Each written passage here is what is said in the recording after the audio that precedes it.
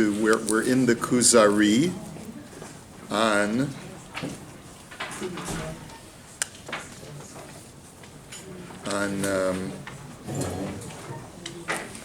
let's see, where are we up to? Oh, sorry. Okay. We're on the bottom of page 315 in the KUZARI, and as I had pointed out to you from what we had studied last time was a passage from the Rambam's Moreh Nevuchim, where we had talked about a fundamental dispute on the exactitude of the commandments. Do you remember, is that what we talked about last time? I hope so. I hope I'm not losing it. So there are certain specifications to the mitzvot that for Rabbi Yehuda Halevi are quite significant. For the Rambam, perhaps not as much as far as whether they have essential meaning for the mitzvah, but for Rabbi Yehuda Halevi, every single detail of every single mitzvah is meaningful. I was just learning a passage of the Gemara with a group of gentlemen this morning in Masechet Sukkah, and we were discussing an interesting machlokes in the Gemara between the Chachamim and Rabbi Yehuda, between the sages and Rabbi Yehuda, regarding whether you count the three sounds of the shofar, tekiah, trua, tekiah, is that counted as one unit or is it counted as three separate sounds? And there's a very interesting exchange between the two. It's not merely an academic discussion. There could be some halachic repercussions to this as well, as far as how much time is allowed to elapse between the two long blasts on either side and the middle teruah on the inside. But the discussion goes something like this. The rabbis say, you have to say that they are three separate sounds because we sometimes find that God commands in the Torah to blow just the tekiah.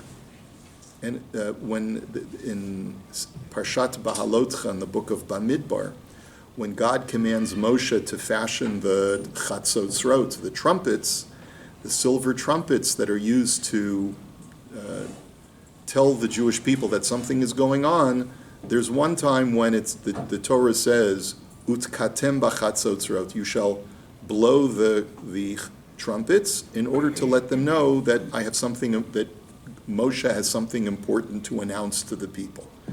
And so the rabbis say that based on that, we can see that making one simple sound is a separate sound unto itself and doesn't always have to be part of a unit of tekiah, trua, tekiah.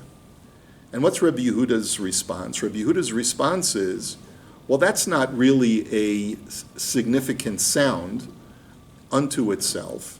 It's really just God telling Moshe, you need to make a sound to let the people know that they need to assemble. But it's not intrinsically important. And that's the reason why it can be separated from the normative compilation of tekiah, trua, tekiah. And what do the rabbis respond to that? The rabbis said, if God commands it, then it's a mitzvah by definition. In other words, it has significance by dint of the fact that God said to do it in that way. And so once God says to do a tekiah by itself, it means that a tekiah by itself has some signification intrinsically, so therefore you can count it as a separate unit of sound unto itself. And it strikes me that this is sort of like this dispute between Rabbi Yehuda and the Chachamim as to how to gauge what is considered significant or insignificant is a very similar dispute between the Rambam and Rabbi Yehuda Halevi. The Rambam says every one of the Taryag mitzvot has significance and has its own very special reason. But sometimes the details were only given in order to create a uniform protocol for everyone, that everyone keeps within the standard performance so that we don't have different Jews doing different things. It's no different from any societal law.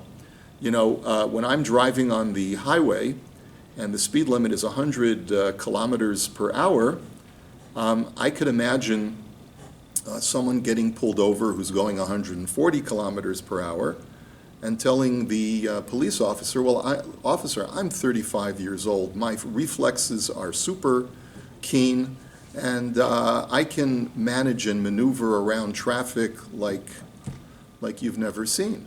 So I shouldn't be treated with the same standard as, an 85-year-old driver who, doesn't have the same reflex. That's for the 100 kilometers per hour is for that guy. It's not for me. And the police officer is going to say, that's a good argument, but that's not how our society runs. There has to be a sense of uniformity, of performance, and of standards and of requirements. And that's why the Rambam says that every time we do a mitzvah, let's say, of shaking the lulav, it has to be with those four species specifically, even though one could argue that perhaps there is a certain arbitrariness to it, but it's God's arbitrariness, and once God says it, it becomes significant. Rabbi Yehuda Halevi's point is that there's nothing arbitrary about it. It's not just to create uniformity of performance, but every single detail of every single mitzvah has intrinsic significance. So it's not like just creating protocols for uniformity. It's every single detail has significance. And the analogy that he had given a long time ago was like, as we mentioned last time, the fellow who's trying to dispense drugs and has no idea what he's doing is going to end up messing people up, because just like a medication has to interact with the body with great specificity and great exactitude in order for the medicine to be beneficial and not harmful to the patient. Sometimes, what's that drug that Michael Jackson was killed from? What is it called?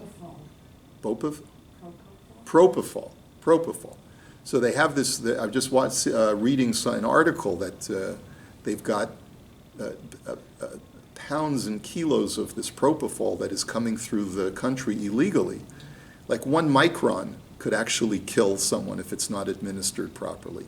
So there's a certain precision that you need when it comes to dispensing medication.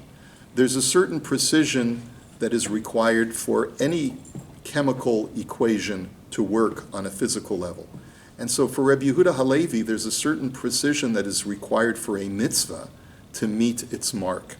Because when I'm shaking a lulav or doing any mitzvah, it's not just that I'm following God's commandment, which is in itself a great thing, but it's also that I'm linking in to some kind of cosmic force that is connected to that particular action. So the repercussions are far greater. That's the point. Yes? The example that you raised about what you were studying with the men makes me think, though, if it is according, like you say, to what the Rambam says, then why are there reams and reams and reams of discussions amongst the Chachamim as to every single little detail of every mitzvah we perform? Because the Rambam also wrote the Yad HaChazakah. He wrote the Mishnah Torah because he recognizes that exactitude of performance is important for God. The question is, why is it important? Everyone agrees that it's important. The question is, why? Is it important because God demands that we conform to a specific set of rules? Because that is what it means to be a good servant of God, a proper servant of God? Or is it because intrinsically within that action, if I deviate from that specific action, I've ruined the mitzvah, so to speak. I haven't achieved the desired effect of that mitzvah. Do you see the dichotomy? Do you see the difference between the two? For the Rambam, it's God said to do it, and the theme of the mitzvah is clear that there's a reason why he told us to do it, but some of the details don't create an intrinsic difference in the quality of the mitzvah, except for the fact that if you deviate from the standard that God prescribed, you're actually violating the law. You're violating. So there's two types of law that we all know. that exist in any legal system. There's actually Latin terms for it.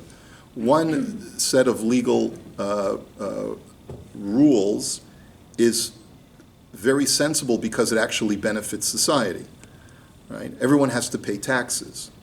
But the fact that everyone has to pay taxes and fill out a specific form and do it exactly a certain kind of way is perhaps arbitrary in the way that it was set up, but it creates uniformity of result for an entire society, for an entire group of individuals. That's the way the Rambam looks at the mitzvot. Everyone's got to do their service for the 613 commandments, but as far as the details, sometimes the details were only structured so that it creates uniformity. But if that would be the case, then why wouldn't he just say, okay, let's all do it like this? But he doesn't. He tries to figure out what Hashem really wants. Yeah, because Hashem's desire is important. Right, that's why we're doing it. We're doing it because Hashem says, I want you to do it this way. And so if Hashem said, I want you to do it this way, then that means that it's quite significant. Yes? Thank you, Rabbi. Can we go back to your example of the force, the lulav, because last week I was struck at when you read a commandment which was to take something beautiful from a beautiful flower or blossom from a tree. Right.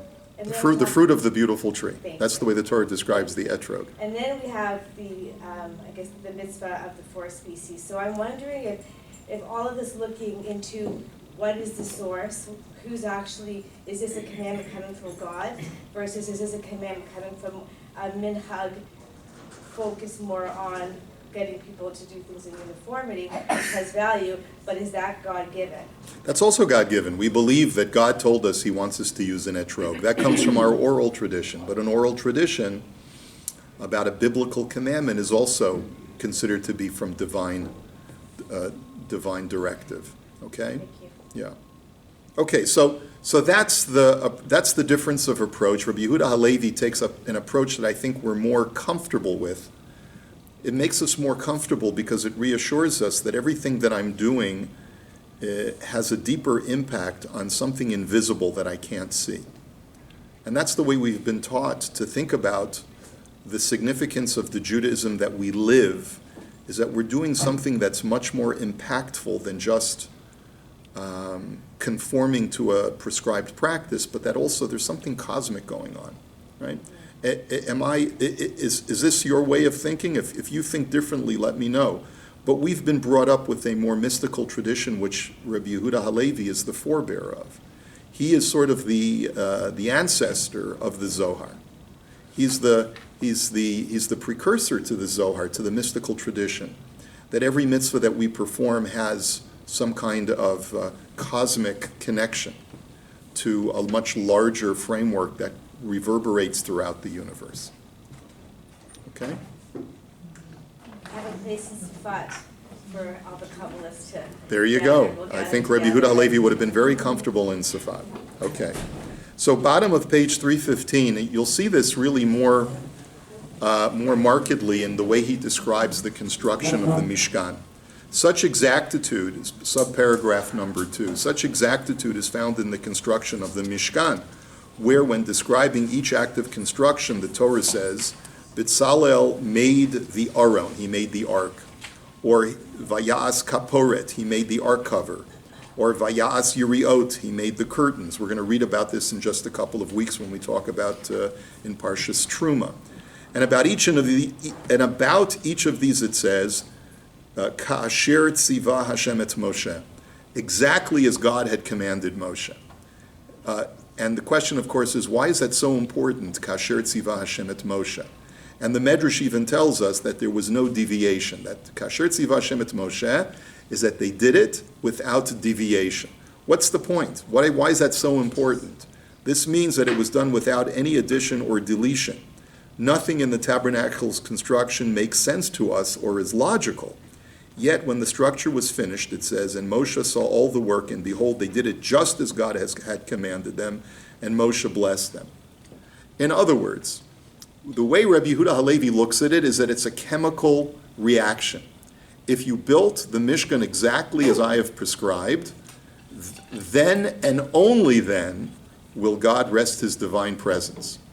Even if you think you're doing a better job than what God had commanded, like instead of making the Mishkan 100 amot by 50 amot, you make it 200 by 100, or you make it, or you add certain artwork or certain precious metals to it where you think it's going to be even more beautiful, you've ruined it.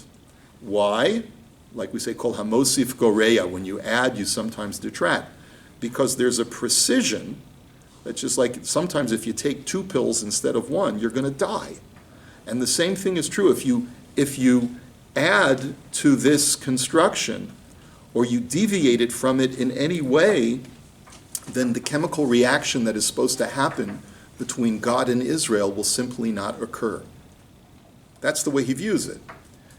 Yeah, go ahead. I could see somebody saying just the opposite from this, because it keeps saying, just as Hashem commanded Moshe, that the whole thing was that because Hashem commanded him and he listened, that was the mitzvah. Thank you, Maimonides.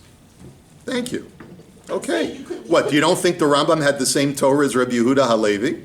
Of course he did, and that's the way he read the psukim. You could use it to bolster his. You can use it to bolster his argument, exactly. The point is that we all view the biblical text through a prism, and now we're viewing it through Rabbi Yehuda Halevi's prism, right? He says the exactitude was so important, not because God demanded obedience, but rather because the Shekhinah could not rest within a human container unless it had those specific specifications that would allow for God to feel comfortable resting his divine presence.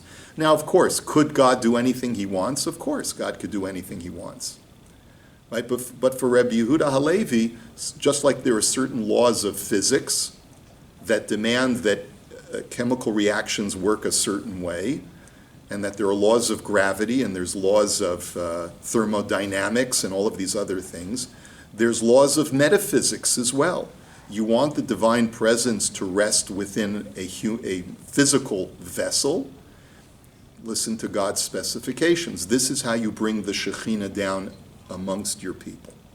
And what Rabbi Yehuda Halevi is going to tell us now is that there are 2 requirements if you want to get the Shekhinah within the Jewish people.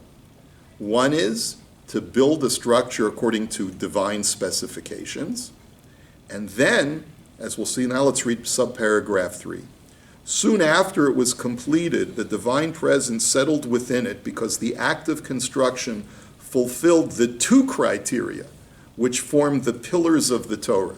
So this is monumental. He's about to tell us something truly monumental. Okay, let's hear. There are 2 pillars of the entire Torah that hold up the entire Torah. What are they? Okay? The 2 criteria are, if you want to have communion with God, you want the divine presence to come in your life, the 2 criteria are, 1, that a commandment must come from God, meaning you've got to do the actual specified commandment in the actual prescribed way. That's criteria number 1. And criteria number 2 is that the commandment must be accepted by the community wholeheartedly.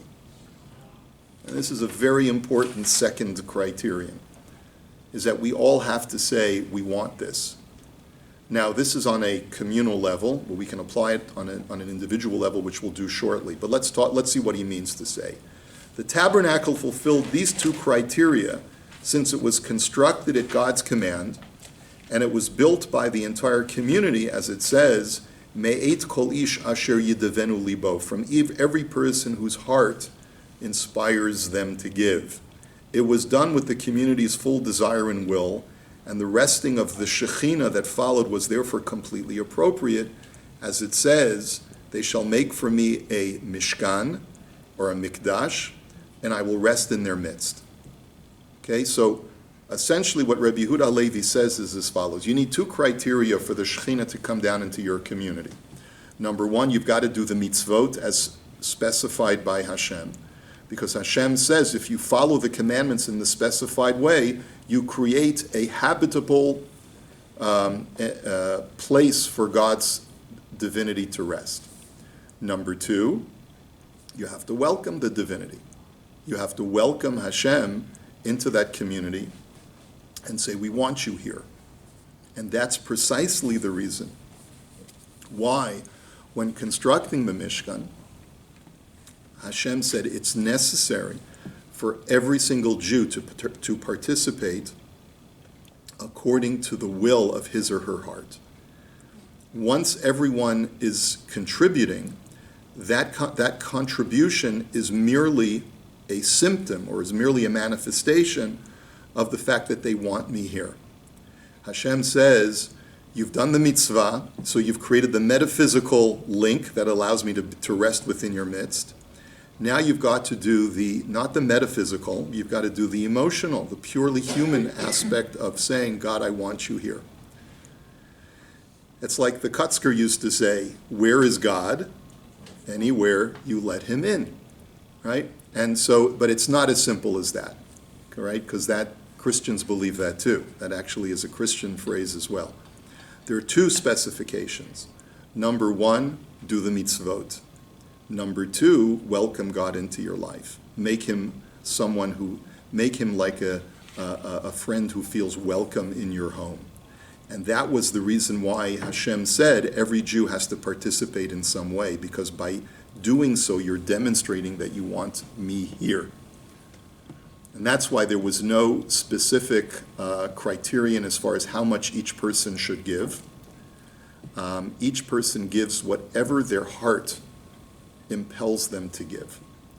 And that's what Hashem says. If you do that, then you've created a space for me within your hearts, and that allows my Shekhinah to rest within you. And it's not just like some hokey phrase.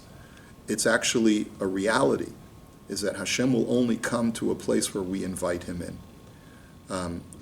And this works on a communal level, which is what the Mishkan was, and it works on an individual level as well. I mean, when you think about it, every relationship is predicated both on the pro forma and also, I guess, what you'd call the emotional aspect.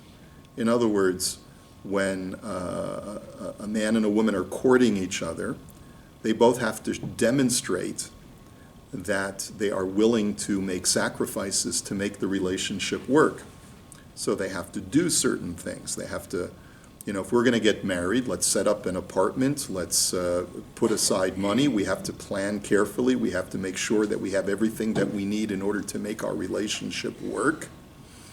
But that in itself is not enough. Then there has to be the expression of, I want this relationship, I want you to be here, I want to live as partners with you, and that's the second part of every successful relationship. There has to be that expression of love and of connection, right?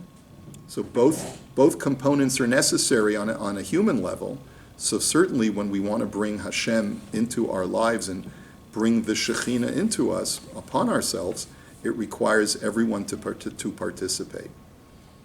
Some of the modern commentators say that that's what's holding us back. Right? Bless you. That's what's holding us back from the final redemption. Is that many times where the first part of the equation we're fine with. I know how to observe halacha. I open up a book, and it tells me the laws of Shabbos, and it tells me the laws of Kashrus, and I know exactly what to do and exactly what not to do. That's the easy part. The difficult part is the second ingredient of bringing the Shekhinah in upon ourselves and allowing God to feel that we're ready to have that very intimate relationship, like we say, v'techezena eineinu b'shuvecha letzion b'rachamim, that we look forward to that time when your Shekhinah will return to Zion, right? And that's the part where we say, not only are we ready to fulfill the commandments and to observe halacha, but we really, really want you to be a part of our lives. The nafshi chamda, that my soul is yearning and is pining and hurts because you're not here with me, that's the kind of feeling that Hashem wants us to feel. And until we feel that, until we demonstrate that that's really what we want, it's not going to happen. So that's the poetry of Rabbi Yehuda Halevi, where he says he's that romantic, where he says that it's not just enough to do to perform the specific commandment of building the Mishkan. That's the easy part that anyone can do. The hard part is for us to be able to make gestures that demonstrate that we really want Hashem. So if you can also break it down on some level as saying there's a difference between doing the things that we're required to do and doing the additional things that demonstrate that we really want Hashem as part of our lives. And that's why there was no specific amount stated. God says, whatever you feel you need, whatever you feel that is your desire to connect with me, that's what you should donate to the Mishkan. And that really is sort of like the above and beyond requirements of any Jew, to express that I'm not just doing this because I don't want to go to Gehenna. I'm not just doing this because I know that I have to do this as a Jew. I'm doing this because I want a relationship with you, God. I want you in my life. Yes? Did you want to say something? Yeah, Rachel. Hi. I was just visualizing tambourines and drums and dancing while building the Mishkan in the middle of the desert, because that's what it comes in my mind. But I was thinking people could really be crying, and this is so soulful and what this means. And we all have our way of expressing, welcoming Hashem in. But to do this as a community, to build something as a community, there should be a lot of tambourines. Okay, apropos of this week's Parsha with Miriam and the tambourines. Very good. Thank you, Rachel. Okay, so with that, let's go on to the Parsha. Sorry, there's another question. Oh, yes, sure. How does this, is there a conflict then when it comes to chumras? Because people, they take on, let's say, they start adding on to a mitzvah because they're doing it out of a place of I'm doing this because I want to get closer to God. But then doesn't that conflict a little bit that they're doing the mitzvah differently than how it was intended and told to us to do? A chumrah is not a deviation from the specifications of the mitzvah, but it's saying I wish to restrict myself even further. Like, give me an example of a chumrah. Person says, I want to take upon myself to only eat from a certain shechita, right? Because that's my personal chumrah. That would be an example. Well, you're conforming to the exact specifications of the mitzvah, but you're going above and beyond. You're going lifnim mishurat hadin. You're going above and beyond the letter of the law. You're not deviating. You're not changing the specifications of that particular mitzvah. Really, when we talk about specifications, we should think more about the mitzvot aseh, the positive commandment. Not the chumras are usually refraining from even more from a negative, right?